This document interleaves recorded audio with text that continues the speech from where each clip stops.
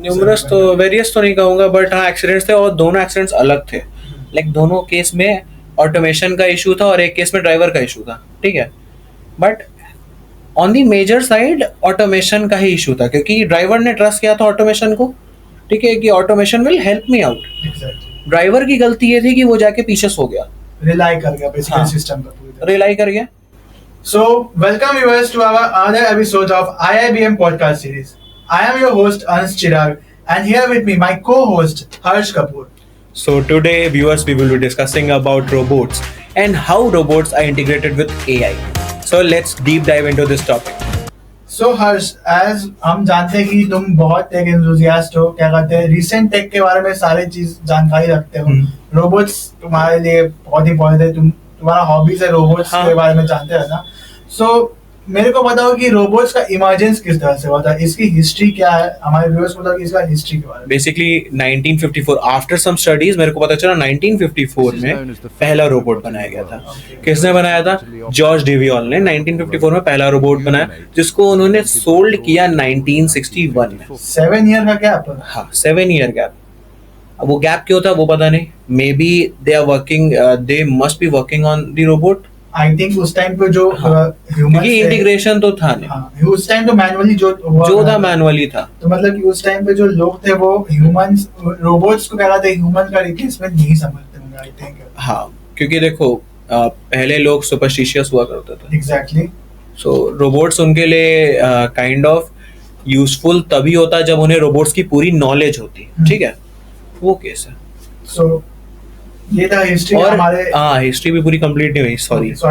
हाँ, हिस्ट्री में ये था कि 1954 में जो पहला रोबोट बना उसका नाम था यूनिमेट, ओके, ठीक है, और उसको बेचा गया था जनरल मोटर्स को 1961 में। और जनरल मोटर्स उसको यूज कर रही थी एक सामान को इधर से उधर ले जाने के लिए। Basically delivery one.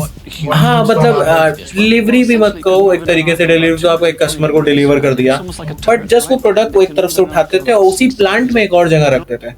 अब ये तो ह्यूमन भी कर सकते थे, बट क्यों नहीं करवा रहे थे? क्योंकि जो हॉट मेटल शीट्स थी वो कैरी करते थे, और हॉट मेटल शीट्स कैरी कराने के लिए बाय ह्यूमन तुम्हें और भी कई सारे रिसोर्सेस की जरूरत पड़ती थी। सो उन्होंने क्या किया कि यूज किया, ठीक है, उन्होंने यूज किया तुम्हारा रोबोट्स, ठीक है। तो जैसा कि तुमने अभी बताया हमें हिस्ट्री के बारे में, रोबोट्स से सारा हिस्ट्री, आज के टाइम में टेक काफी आगे बढ़ चुका है। हाँ। टेक्नोलॉजी बहुत वास्ट है। जेनजीज काफी फैसिनेटेड टेक्नोलॉजी को लेकर और रोबोट्स को लेकर भी। हाँ।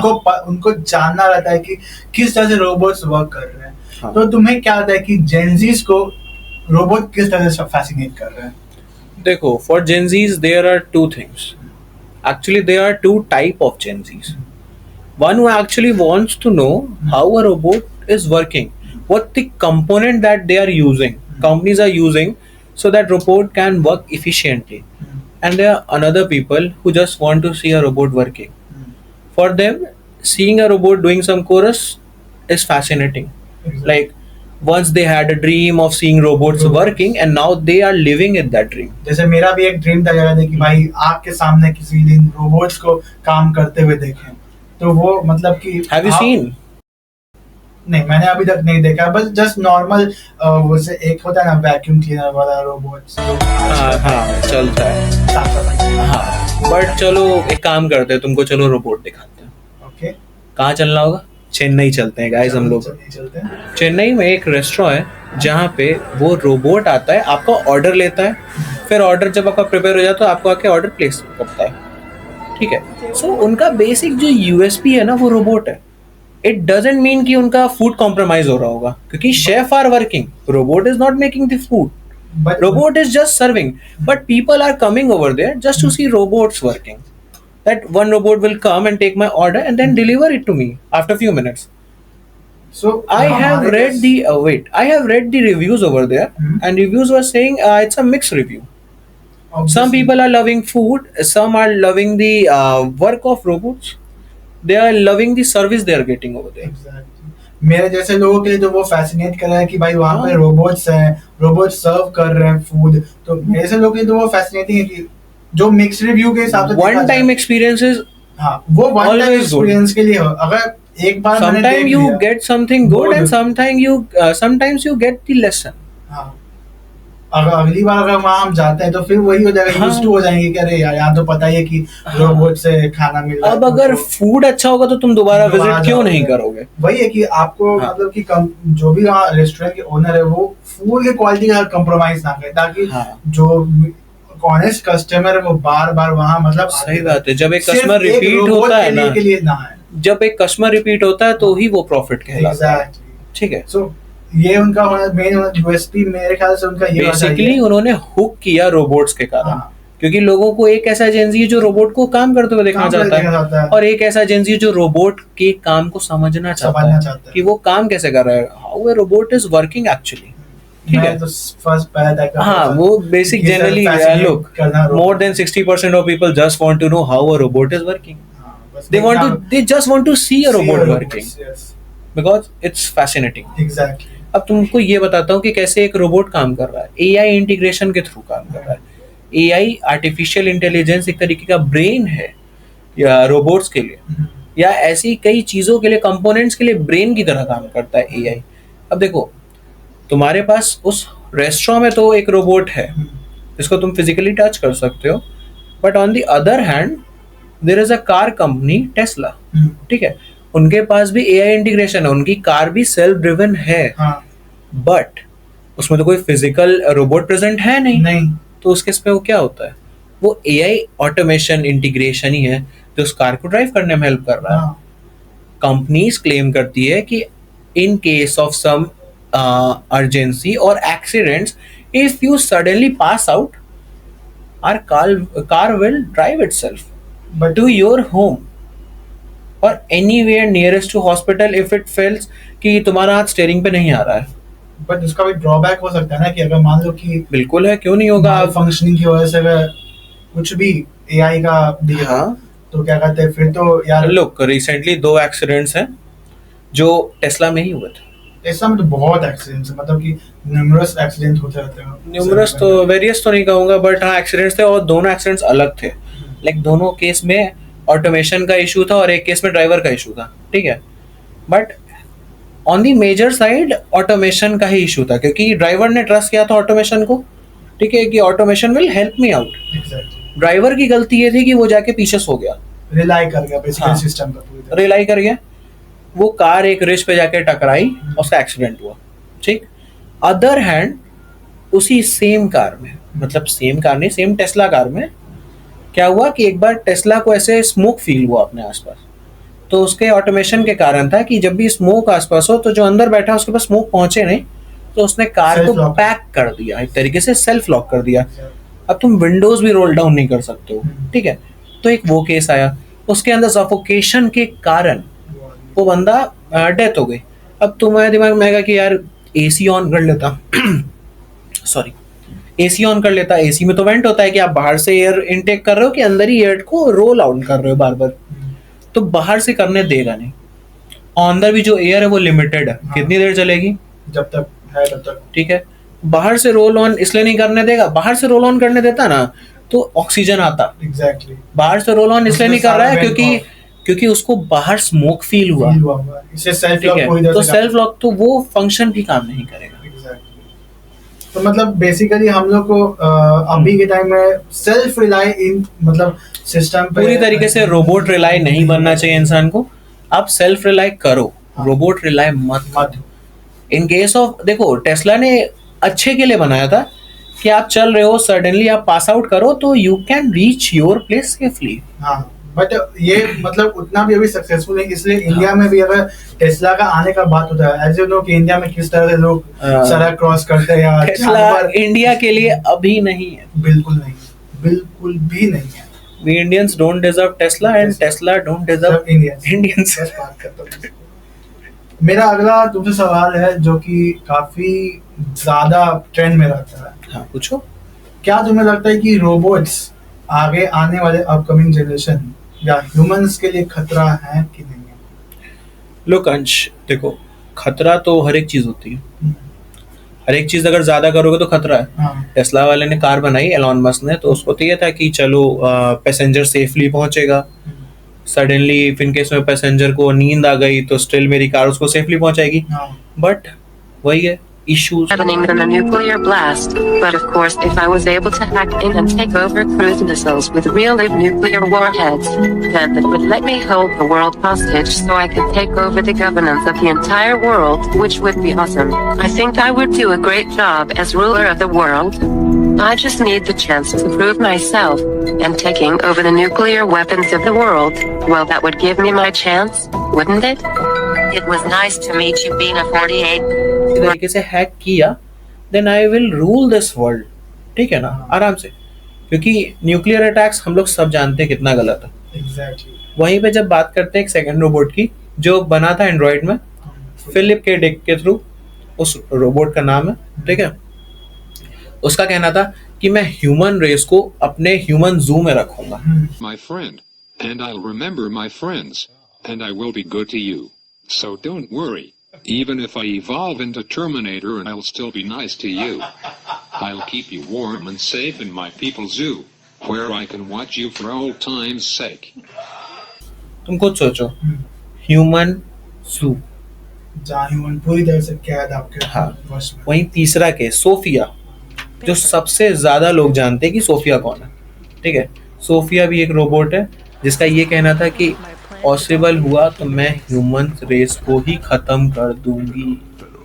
बट आई थिंक मेरे ख्याल से जो फिलिप डी का तुमने बताया था, हाँ. वो उसने शायद सार्कास्टिक मैनर में बोला था, सार्कास्टिक वे में उसने शायद स्टेटमेंट में बोला. we all know robots can't lie. But देखो बात ये है कि मैं इसको काउंटर करूंगा क्योंकि हाँ. मुझे लगता है कि अभी जो तुमने तीनों रोबोट्स के नाम लिए, दे आर इन मेंटेन, वो भी मेंटेनिंग बेसिस पे, ठीक ना. प्योरली चाहे आप बात करो सोफिया की, चाहे आप बात करो बीना की या फिलिप की, तीनों मेंटेनेंस बेसिस पे, तीनों फुल्ली फंक्शनल अभी नहीं है, उनमें काफी वर्क होना बाकी है. Okay. सो मेरे को अभी लगता है कि अभी के टाइम में ये नहीं है. अच्छा, अभी के टाइम में नहीं. ओके, सो मैं इसका एक बहुत अच्छा रिप्लाई देता हूँ. Do you know we have guns, हाँ वी हैव गून्स, हाँ we have army. Exactly. Gun is the thing which is used by goons and the army. हाँ. Army is using it to protect us. Yes. Goons are using it to protect them and not us. Same way, we will take AI and robots. If it is in a good hand, Okay. it will surely help us out. If it goes into a bad hand, then I can say we are finished. Okay. So मेरे ख्याल से ये एक मैं इसको example आपको समझना चाहूंगा. एक थ्योरी है, आपने शायद सुना होगा, क्या कहते हैं कि क्या कहते हैं मग और मेंढक की कहानी. बीकर और मेंढक की कहानी. अगर बीकर में एक गर्म पानी में अगर तुम अगर मेंढक को रख देते हो, ठीक है, हाँ. तो जब मतलब गर्म पानी वहां से में उछल के निकल जाएगा. क्योंकि उसको आभास हो जाता है कि भाई जो इस पानी में है वो टेम्परेचर मेरे लायक नहीं है. ठीक? हाँ, तो वहां से तुरंत वो निकलेगा. निकल जाएगा, ठीक? वहीं पे जब बात आती है कि आप ठंडे पानी में उसको रखो, धीरे धीरे टेम्परेचर रोज करो, रेज करो. तो वो उसकी बॉडी अडेप्ट करती है, लेकिन कुछ टाइम बाद वो मर जाता है क्योंकि उसको ये डेंजर फील नहीं होता. इंटेंस डेंजर फील नहीं होता. हाँ. डेंजर है, इंटेंस डेंजर डेंजर नहीं. फील नहीं है. यही आई थिंक मेरे हिसाब स्लोली से- स्लोली उसको रहता है कि अडेप्ट हो जाएगा, बट हाँ, वो नहीं कर बॉयल हो जाता है. हाँ, नहीं कर पाता है. ठीक है, तो उस केस में अब ह्यूमंस के संग है ना, हम लोग भी अभी बॉइलिंग केस में. Exactly. अभी हम लोग को ये लग रहा है कि it will not harm us. हाँ, जब करेगा तो देखा देखा जाएगा. जाएगा. मतलब हम लोग बेसिकली हाँ. वो चीज को अडेप्ट नहीं कर रहे, मतलब वो सीरियसनेस जो होता है वो अभी नहीं है. वो क्यों? अभी नहीं है. अभी इसलिए नहीं है, जैसा तुमने खुद कहा, अभी मेंटेनेंस में है. Companies are handling it. Procrastinate कर दे रहे हैं basically. हाँ, बहुत ज्यादा. बहुत ज्यादा. हमने क्या बोला, अगर तुम्हें अल्ट्रॉन जैसा रोबोट चाहिए तो बहुत टाइम उसके लिए. बहुत ज्यादा. चलो ठीक है. मैं तुम्हारे साथ अभी एक सेशन शुरू करूंगा Okay. मिथ और फैक्ट का. ठीक कुछ है. मेरे पास मिथ है, कुछ फैक्ट है, फिर उसका जवाब देना, उसके बाद हम लोग इसको रैप अप करेंगे. ठीक है. तो मेरे पास कुछ फैक्ट हैं एंड मिथ है. आपको बताना है कि ये मिथ जो हम पूछेंगे मिथ है कि फैक्ट है. ठीक है. सो पहला तुम्हें क्या था, ऑल रोबोट्स आर ह्यूमनाइज्ड, ये एक फैक्ट है या मिथ है? मिथ है. पहली बात है कि बॉडी है नहीं, अभी तो नहीं है. अगर तुम सिर्फ रोबोट्स की बात करोगे तो भी नहीं है, मेटल पीस है. AI is already in everywhere, हाँ, फैक्ट या myth? Fact. You can check your phone. हर जगह, या व्हाट्सएप मेटा हो गया, फिर इंस्टाग्राम तक मेटा हो गया है। अगला है क्या कहते हैं, robot can improve efficiency in anywhere. Fact या मिथ? फैक्ट। कैसे? You have asked, can robot improve the efficiency everywhere? Yes, they will. Accuracy increase होगी, efficiency increase होगी. एंड लास्ट बट लास्ट पूछेंगे, क्या तुम्हें लगता है कि रोबोट वर्ल्ड को टेक ओवर कर सकते हैं? Mark my मिथ है words, कि फैक्ट है? AI is Fact. far more dangerous than क्योंकि news. एलॉन मस्क तक ने बोला है कि robots are very dangerous. Exactly. ठीक है, सो उसको ज्यादा पता है कि एआई के संग क्या होता है। हाँ, इवन उन्होंने इंटरव्यू में बोला है, वही तो मैं बोला। AI is far dangerous than nuclear bomb. हाँ, nuclear war is nothing in front of AI. Exactly. और तुमको भी पता है कि आने वाले टाइम में क्या कहते हैं, एक कोई भी वर्ल्ड वॉर या कोल्ड वॉर नहीं होगा, आई फील्ड वॉर नहीं होगी, जो वॉर होगी वो आईटी वॉर होगी। एग्जैक्टली। ये आई टेक्नोलॉजी इतना बूम कर चुका है आज के टाइम पे, जिसमें कि अगर एक टाइम को भी अगर रोबोट्स कुछ भी अगर गलत हाथ में रहेंगे, क्योंकि आपको तुम्हें ही पता है कि कितना गलत, मतलब न्यूक्लियर पावर भी है, वो आज के टाइम में कितना ऊंचा स्तर पे रहता है और किस तरह से मोनोपोली चलाता है। तो अगर हम लोग सब लोग जानते हैं कि न्यूक्लियर वॉर कोई करेगा नहीं। इट्स जस्ट टू से आई कैन डू। ठीक है, वो एक तरीके से कोपिंग मैकेनिज्म हो गया हर एक कंट्री का, सामने वाले को ये बताने के लिए कि अगर तुमने नहीं माना so I can do. Exactly. So thank you वर्स हमारे वीडियो को देखने के लिए। अगर आपको कोई भी पार्ट इसमें अच्छा लगा या और कुछ भी अगर आप ऐड ऑन करना चाहते हो हम इस वीडियो में और कुछ भी बताना चाहते हो, तो प्लीज कमेंट में ऐड ऑन कीजिए हमारे पास। हमारे वीडियो को लाइक कीजिए, सब्सक्राइब कीजिए हमारे चैनल को। और मैं हर्ष का बहुत ज्यादा थैंकफुल हूँ कि उन्होंने आके रोबोट्स के बारे में हमें इतनी सारी जानकारी दी। Thank you Harsh. Thank you Ansh. तो थैंक यू एवरीवन। तब तक के लिए बाय गाइस। हमेशा टेक सेवी रहें और टेक्नोलॉजी के साथ जुड़े रहें।